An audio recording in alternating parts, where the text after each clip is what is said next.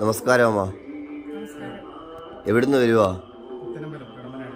എവിടാ? കടമ്പനാട്, പുത്തനമ്പലം. പുത്തനമ്പലം, കടമ്പനാട്. ആ ആ. എന്തിനു വേണ്ടിയിട്ടാണ് എടമനക്കാവിലെത്തിയേ? ജോലിയുടെ ആവശ്യത്തിനായിട്ട്. ജോലിയുടെ?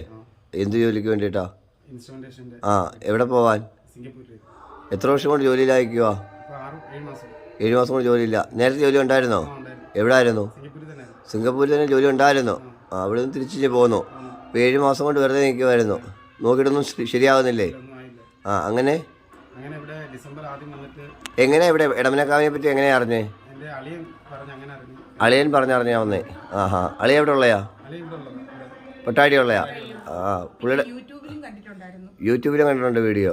ആ ആ. അങ്ങനെ ഇവിടെ വന്നത്. ആ ആ. എന്നിട്ട് എന്നിട്ട് ആ പ്രദോഷത്തിന്റെ പൂജ എടുത്തായിരുന്നു. ആ ആ.